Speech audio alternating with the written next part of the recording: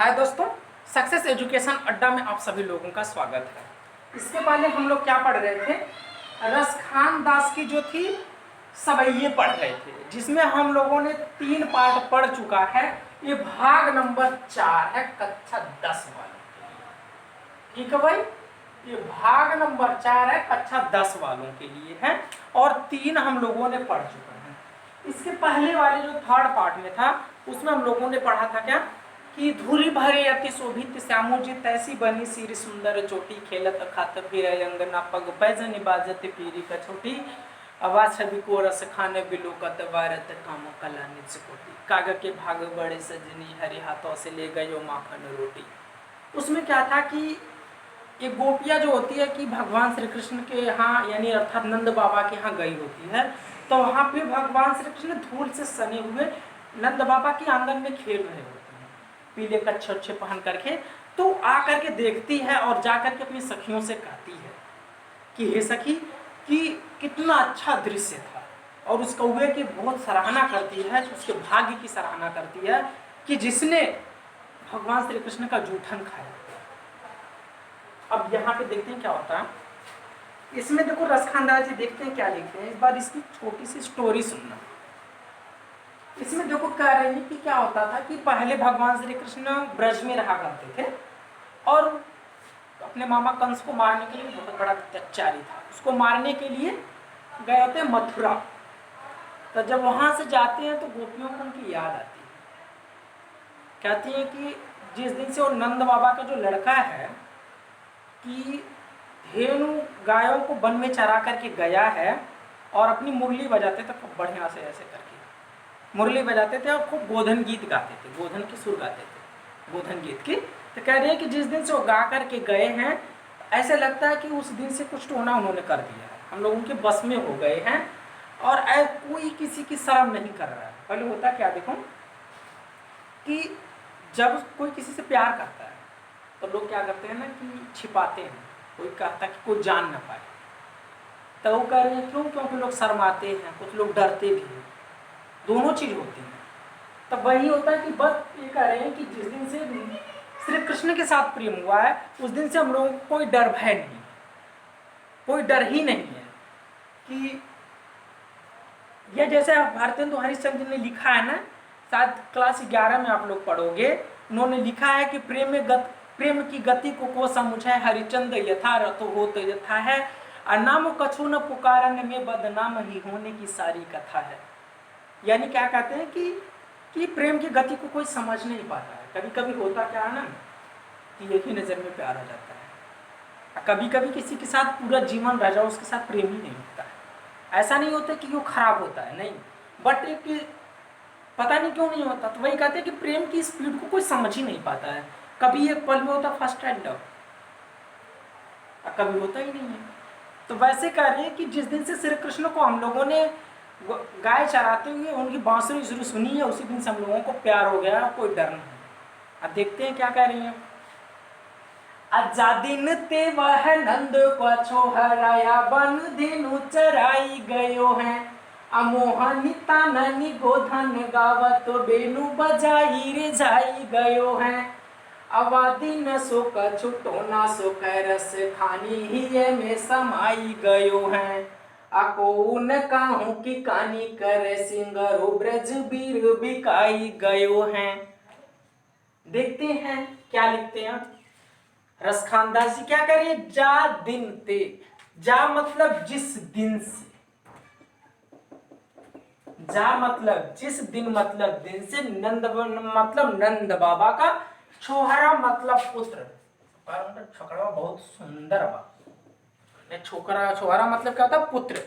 जा दिन ते वह नंद का छोहरा, जिस दिन से वह नंद बाबा का पुत्र। वन मतलब वन में, धेनु मतलब होता है गाय, चराई गयो मतलब चरा करके चला गया है, गयो मतलब चला गया है, चराई गयो मतलब चरा करके चला गया है। जा दिन ते वह नंद का छोहरा या बन धेनु चराई गयो है, जिस दिन से वह नंद बाबा का पुत्र वन में गायों को चरा करके चला गया है। ठीक है। मोहन तानन गोधन गावत बेनो बजाई रिझाई गयो है।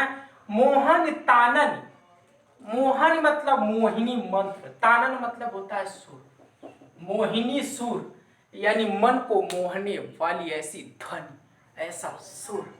गोधन गावत, गोधन गा करके यानी गोधन गीत की ऐसी मोहनी सुर। बेनु बजाई, बीन बजा करके गा करके गया है। बेनु मतलब होता है बांसुरी, बीन बांसुरी, बजाई मतलब बजा करके। इन कहानी ना लोगों सुन ले बा, छोड़ के जब से तू चली गई ला हमसे, हमके जिंदगी भइल सुनसान हो जाए, चंदा ले आवा खबरिया कैसे बाटे नमस्सान हो। ठीक है, यानी मस्ती भाई। देखो तो उसी तरह ये कह रहे हैं ना कि गोपियों की दशा हो गई है जब से चली गई हम। मोहन तानन गोधन गावत बेनु बजाई रिझाई गयो हैं। मोहन मतलब मन को मोहने वाली, मन को मोहने वाली।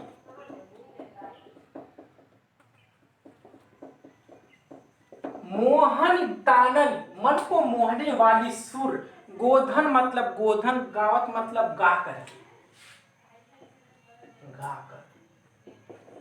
बेनु बजाई, जिस दिन से वह नंद का छोरा वन में गायों को चराकर गया है और बेनु बजाई और बांसुरी बजा करके मन को मोहने वाली गोधन गीत की सुर गाकर गया है। ठीक है, और रिझाई गयो है, हम लोगों को रिझा करके गया है, प्रसन्न करके गया है। ठीक है, रिझा करके या प्रसन्न करके गया है। वह दिन सो, उस दिन से। ठीक है, वह दिन सो, वह मतलब होता है उस दिन से। कछु मतलब कुछ, टोना मतलब होता है जादू, कहला ना जादू टोना कही देना, ऐसा लगा कौन टोना कही देना पर ऊपर, यानी हम उसके बस में हो जाते हैं लोग। टोने कहने का मतलब ही होता है, तो वही कह रहे हैं वाह दिन सो कछु टोना सो को सुख है। ऐसे लगता है कि उस दिन से उसने कुछ टोना कर दिया हो, हम लोगों के ऊपर जादू कर दिया हो। रसखानी हिये में समाई गए हो। रसखान दास जी कहते हैं कि वो हमारे हृदय में समा गया है। कौन? नंद बाबा का पुत्र।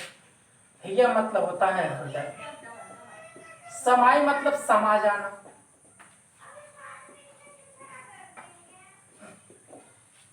वाह दिन सो कछु टोना सोकर, उस दिन से ऐसे लगता है कि उसने कुछ जादू कर दिया है। रसखानी हिये में समाई गयो, वो हमारे हृदय में समा गया है, बस गया है। कौन काहू की कहानी करे सिंगरो ब्रज बीर बिकाई गयो है। कौन काहू की कहानी करे, को मतलब कोई भी नहीं, को मतलब कोई भी, काहू मतलब किसी की,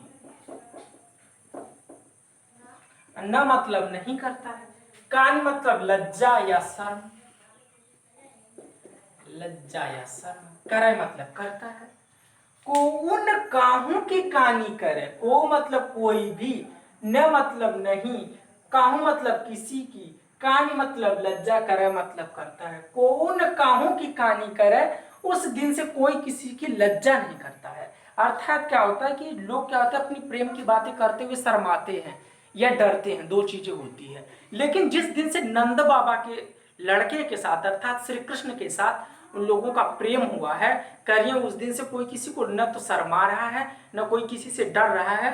लोग खुल करके अपने प्रेम की बातें कर रहे हैं कि हम श्री कृष्ण से प्रेम करते हैं। कौन काहू की कहानी करे, कोई अब किसी का लज्जा या शर्म नहीं कर रहा है। सिंगरो ब्रज बीर बिकाई गयो है। सिंगरे मतलब होता है सभी,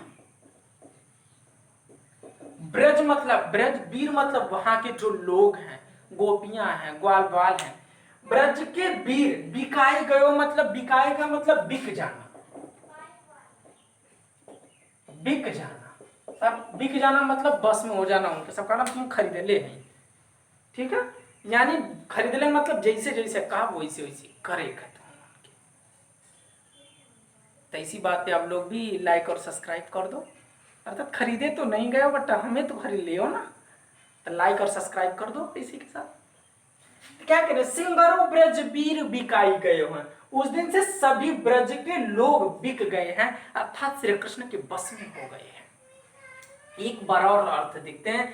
आजादी ते बहानंद का छोहराया बन धेनु चराई गयो है, मोहानी तानानी गोधानी गावत बेनु बजाई रिझाई गयो है, वादे न सो का चोटोना सो कैसे रस खानी ही में समाई गयो है, पून काहू की कानी कर सिंगर ब्रज बीर बिकाई गयो है। एक बार और अर्थ देखना।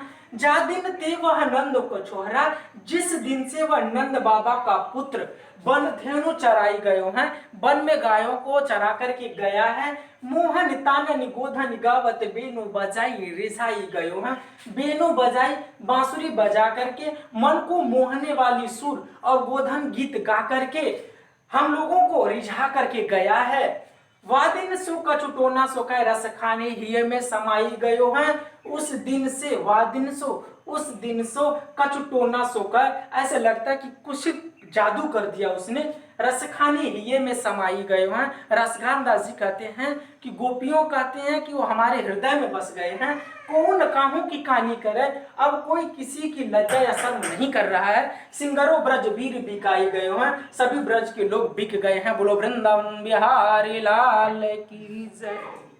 बहुत अच्छे।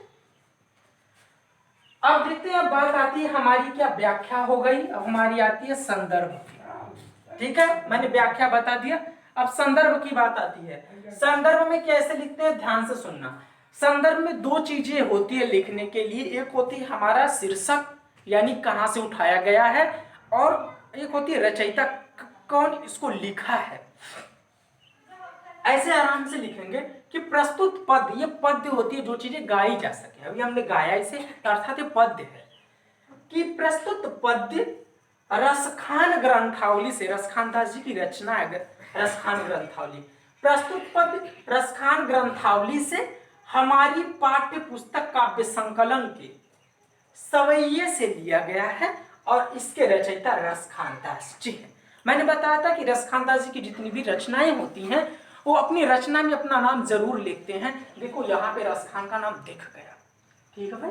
अब बात आती है काव्यगत सौंदर्य की। काव्यगत सौंदर्य में देखो क्या लिखते हैं, इसमें क्या है कि श्री कृष्ण के बिना गोपियों की दशा का बहुत ही सुंदर चित्रण किया गया है, बहुत ही सुंदर वर्णन किया गया। ऐसे लिखना कि जब गोपियां, जब भगवान श्री कृष्ण चली गए होते हैं तो उनके बिना गोपियों की क्या दशा होती है वो अपना व्यक्त की है, यानी श्री कृष्ण के बिना गोपियों के दशा का वर्णन किया गया है, उनके प्रेम का वर्णन किया गया है कि किस प्रकार वो व्याकुल हो रही हैं। ठीक है। अब दूसरी बात भाषा की आती है। कौन सी भाषा इसमें है? मैंने बताया था जितनी भी रसखान दास जी की रचना है उसमें ब्रज भाषा उन्होंने लिखा हुआ है। मैक्सिमम में सोच करके चलो कि जितने श्री कृष्ण भगवान के उपासक होते हैं वो मैक्सिमम ब्रज भाषा का ही प्रयोग करते हैं। क्यों? क्योंकि भगवान श्री कृष्ण शुरू में ब्रज में ही रहे थे तो ब्रज भाषा की प्रयोग करते हैं। ठीक है। अब बात आती है शैली की। शैली गेय पद शैली, गेय पद शैली। ठीक है भाई। अलंकार की, अलंकार की देखो कौन सा अपना एक ही है, सुख दुख का साथी, अनुप्रास अलंकार, जिसने हमेशा दोस्ती निभाई है, हमेशा वफादारी, कभी गद्दारी नहीं किया है। यही एक अच्छा दोस्त है। इसी तरह आप लोग भी हमारे बनिए कि हमारा साथ दीजिए, यानी वीडियो को लाइक और सब्सक्राइब करके। जैसे अनुप्रास अलंकार आप लोगों का साथ दे रहा है कि अपना नाम लिख लो, उसी तरह। ठीक है भाई। अनुप्रास अलंकार ढूंढना चाहो कहाँ कहाँ है तो देखो गोधन गावत में ग ग 2 बार आ गया है, यानी जहाँ पे कोई वर्ड एक ही साथ बार बार आ जाए, यानी लगातार आ जाए। बेनु बजाई में ब आ गया है। ठीक है। और इस तरह से कई जगह है। देखो यहाँ पे गोधन गावत में था, बेनु बजाई में गया था, और ब्रज बीर बिकाई देखो 3 बार आ गया है, यहाँ पे है। इस तरह से बहुत सारी जगह है। तो अनुप्रास अलंकार हो गया। छंद इसका देखो सवैया छंद है, ऊपर सीधे लिखा है सवैया छंद, सवैया है। ठीक है। छंद सवैये। और क्या हो गया? अलंकार हो गया, भाषा हो गया, रस हो गया। रस देखते हैं, रस यहाँ पे देखो वियोग श्रृंगार है, यानी गोपियां श्री कृष्ण के बिना तड़प रही हैं। पहली बात देखो, जहाँ पे गोपियों और श्री कृष्ण की बात आ जाए तो वहां पे श्रृंगार रस तो होता ही है। और दो चीज, अगर गोपियों श्री कृष्ण के बिना अगर तड़प रही हैं तो वहां पे वियोग श्रृंगार हो गया, यदि श्री कृष्ण उनके साथ हैं तो संयोग श्रृंगार होगा। तो यहाँ पे श्री कृष्ण तो चले गए हैं तो आपस में बात कर रही हैं, तो यहाँ पे वियोग श्रृंगार है। कौन सा? वियोग श्रृंगार, वियोग श्रृंगार। ठीक है भाई, तो हो गया भाषा हो गई, शैली हो गया, अलंकार हो गया, छंद हो गया, रस हो गया, गुण माधुर्य गुण।